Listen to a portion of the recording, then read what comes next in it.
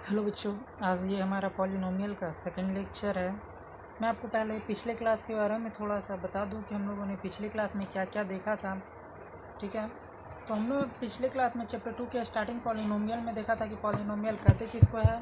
हमने constant polynomial, constant variable, algebraic expression, terms of algebraic expression, number of term in polynomial of various degree, coefficient, degree of polynomial in one variable, इन सब चीज़ के बारे में हमने first lecture में देखा था।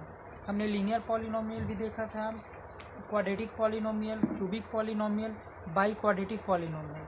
मैं इन चारों को फिर से रिपीट कर देता हूँ कि लीनियर पॉलिनोमियल किसे कहते हैं। एक ऐसा पॉलिनोमियल जिसका डिग्री 1 होता है उसे हम लोग लीनियर पॉलिनोमियल कहते हैं। क्वाड्रेटिक पॉलिनोमियल ऐसे पॉलिनोमियल जिसकी डिग्री 2 होती है उसे हम लोग क्वाड्रेटिक पॉलिनोमियल कहते हैं। और थर्ड आता है हमारा क्यूबिक पॉलिनोमियल, एक ऐसा पॉलिनोमियल जिसका हमारे पास डिग्री उसका 3 ऑब्टेन्ड आता है उसे हम लोग क्यूबिक पॉलिनोमियल कहते हैं। फोर्थ बाई क्वाड्रेटिक पॉलिनोमियल, ऐसा पॉलिनोमियल जिसकी डिग्री 4 हो उसे हम लोग बाई क्वाड्रेटिक पॉलिनोमियल कहते हैं। तो ये तो था हमारा पॉलिनोमियल ऑफ वेरियस डिग्री। अब हम लोग एक छोटी सी टॉपिक को और रिवाइज कर लेते हैं, numbers of term in a polynomial. Polynomial में नंबर ऑफ टर्म को क्या क्या कहा जाता है। अगर एक टर्म वाले पॉलिनोमियल को हम लोग मोनोमियल कहते हैं, दो टर्म वाले पॉलिनोमियल को हम लोग बाइनोमियल, तीन टर्म वाले पॉलिनोमियल को हम लोग ट्राइनोमियल कहते हैं। और एक टर्म देखा था हम लोगों ने कांस्टेंट पॉलिनोमियल। ये कांस्टेंट पॉलिनोमियल किसको कहते हैं, एक ऐसा पॉलिनोमियल जिसके पास एक टर्म हो, एक ऐसा पॉलिनोमियल जिसके पास एक टर्म हो और वो कांस्टेंट का हो। जैसे कि कोई न्यूमेरिकल वैल्यू 3, कांस्टेंट का मतलब न्यूमेरिकल वैल्यू ही होता है। उस टाइप के पॉलिनोमियल को हम लोग कांस्टेंट पॉलिनोमियल कहते हैं। तो बच्चों ये तो था हमारा प्रीवियस क्लास का, तो मैंने एक थोड़ा रिवाइज करवा दिया। आज हम लोग देखने जा रहे हैं, स्टार्ट करेंगे हम लोग आज जीरो ऑफ पॉलिनोमियल से।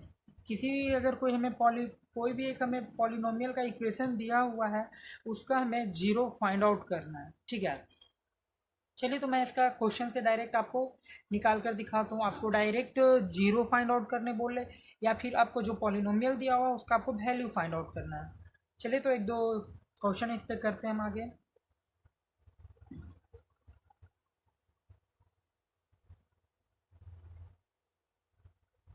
if p of x equal to 2x square minus 5x plus 4, find p of 2। आपको एक पॉलिनोमियल का इक्वेशन दिया हुआ है p of x equal to 2x square minus 5x plus 4, जहाँ आपको फाइंड आउट करना है कि p ऑफ 2, जहाँ आपका x आपको फाइंड आउट करना है। आपका इक्वेशन दिया हुआ है p of x equal to एक इक्वेशन आपको दिया हुआ है और आपको फाइंड आउट करना है p ऑफ 2। मीन्स x की जगह ये जो हमारा यहाँ x है इसके जगह हमें 2 वैल्यू पुट कर देंगे, तो p ऑफ 2 हमें निकालना है। तो जहाँ जहाँ हमारे पास x है वहाँ वहाँ हम 2 रख देते हैं। तो यहाँ 2x का है तो 2 का स्क्वायर माइनस 5 इंटू 2 प्लस 4, तो ये हमारा आ गया 2 into 4 minus 10 plus 4, 8 minus 10 plus 4,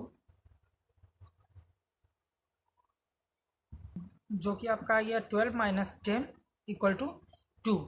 तो जो हमारा p ऑफ 2 आया वो हमारा वैल्यू 2 आ गया है। ओके, तो ये तो था हमारा जीरो पॉलिनोमियल में हमें इस टाइप्स के क्वेश्चन को सॉल्व करना होगा। ये तो था हमारा p ऑफ 2। इस पर मैं आपको 3-4 क्वेश्चन करके करवा देता हूँ ताकि आपको एक्सरसाइज करने में कोई प्रॉब्लम हो नहीं। ठीक है, इस पर मैं एक और लेता हूँ और इसके आगे वाले फिर चलेंगे।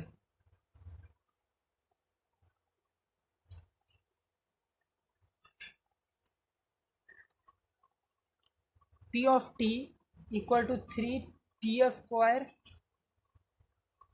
Minus 10t plus 6, find p of 0। आपको ये अगर आपके पास दिया हुआ है कि p of t equal to 3t square minus 10t plus 6, ये आपके पास इक्वेशन दिया हुआ है, आपको p ऑफ 0 निकालना है। तो जहाँ जहाँ t है वहाँ वहाँ आप जीरो भर रख दीजिए और आपका इक्वेशन ये सॉल्व हो जाएगा। तो P of zero equal to 3 into zero square minus 10 into zero plus 6। Zero into something zero, sorry 3 into multiply 3 multiply zero then zero, 10 multiply zero zero plus 6। तो इसका हमारा पी ऑफ जीरो हमारा 6 आ गया। इस तरीके से आपको निकालना है। अब बोला जा रहा है find zero of the polynomial, ठीक है।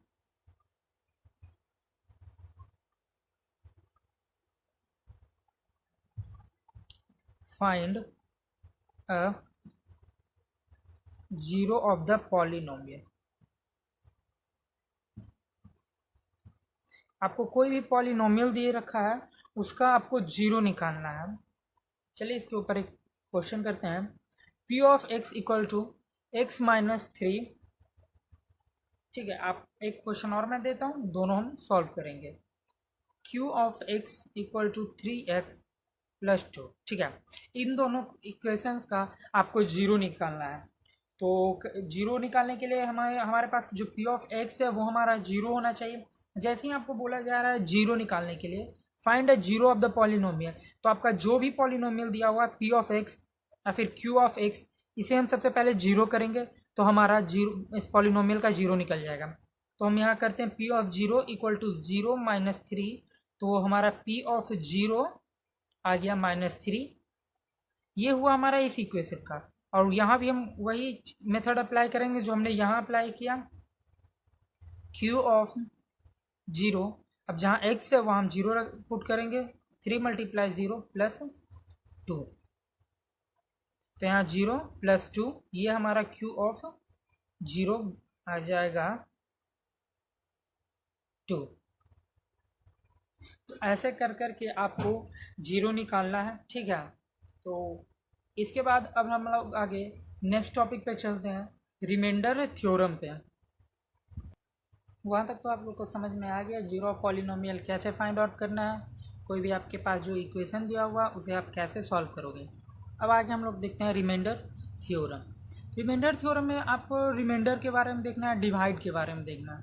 तो मैं एक सिंपल सा, जैसे हम लोग नॉर्मली भागा देते हैं, पहले उसका एग्जांपल लेके मैं आपको बताता हूँ। मान लेते हैं कि आपको दिया हुआ है 28/5, ठीक है। ये आपको दे रखा है।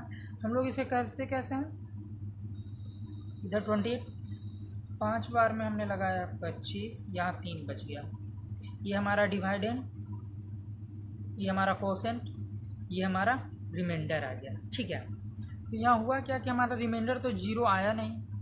इसे हम इस फॉर्म में लिखे, इसे हम इस फॉर्म में भी लिख सकते हैं 28 इक्वल टू 5 इंटू 5 प्लस 3, ये इक्वेशन के फॉर्म में।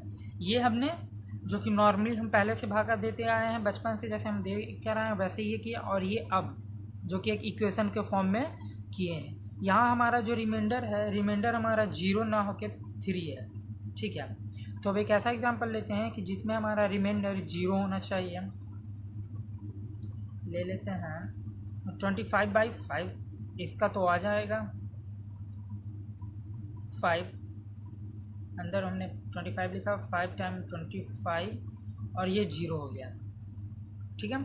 अब इसको हम इक्वेशन के फॉर्म में लिख रहे हैं 25 इक्वल टू 5 इंटू 5 प्लस 0। तो ये जो हमारा रिमाइंडर हुआ ये तो हमारा जीरो हो गया ना, तो ये हमारा इक्वेशन के फॉर्म में आया। रिमाइंडर थ्योरम में आपको पॉलिनोमियल का देखना है। ये तो मैं सिंपल सा फ्रैक्शन का आपको लेकर बताया है, लेकिन आपके रिमाइंडर थ्योरम में आपके जो एक्सरसाइज आपकी क्लास में जो आपके बुक हैं उनमें आपको पॉलिनोमियल के क्वेश्चंस को सॉल्व करना है। तो क्यों ना एक पॉलिनोमियल लेते हैं, ठीक है। तो एक हम पॉलिनोमियल का एग्जांपल लेने जा रहे हैं। आपको दिया हुआ है पॉलिनोमियल, दिया हुआ है एफ ऑफ एक्स। पॉलिनोमियल तो हमेशा ऐसे ही देगा, F of X equal to X to the power 4 plus 2x³ minus 3x square. मैं थोड़ा बड़ा लेकर चल रहा हूँ ताकि आप छोटे वाले सॉल्व कर लेंगे आराम से। इज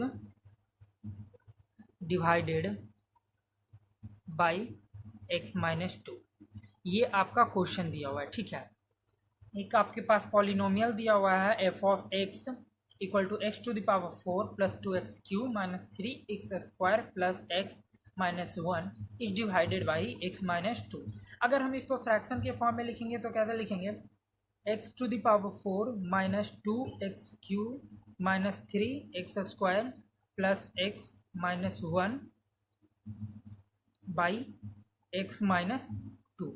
ये हुआ हमारा फ्रैक्शन के फॉर्म में। हम इसे ऐसे भी लिख सकते हैं या फिर आप इसे हम इसे ऐसे भी तो लिख सकते हैं x minus 2 x to the power 4 minus 2x³ minus 3x² plus x minus 1। हम इसे इन दो तरीक़ों से हम इसको डिवाइड देकर हम इसमें रिमाइंडर निकाल सकते हैं। ठीक है, चलिए। तो एक आपका दिया हुआ x माइनस 2 बराबर x माइनस 2 दिया हुआ है। ठीक है, इसमें आपको रिमाइंडर निकालना है। तो आपके पास जो डिवाइड करने के लिए दिया हुआ है x माइनस 2 ये दिया हुआ इक्वल टू तो 0 होता है, तो हम x इक्वल टू 2 ले लेते हैं। RHS गया तो ये हमारा प्लस 2 हो गया। तो हमारा x बराबर 2 और जो हमारे पास इक्वेशन दिया हुआ है ये f ऑफ x, तो हमारा f ऑफ 2 आ गया हमारे पास। f ऑफ 2 आ गया हमारे पास, कितना आ गया, f ऑफ 2 आ गया। x की वैल्यू हमने 2 रखा, तो अब जहाँ जहाँ x है वहाँ वहाँ हम लोग 2 रख देते हैं।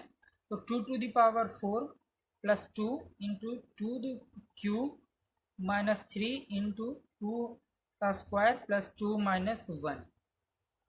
ठीक है, तो इस इक्वेशन को हम सॉल्व करते हैं।